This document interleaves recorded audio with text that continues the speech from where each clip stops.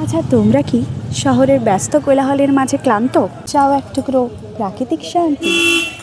তাহলে চলে এসো এইখানে। আমার পাড় ভাঙা এক নদী, আমি নৌকা হতাম যদি, ভাসতে ভাসতে যেতাম তোমার কাছে।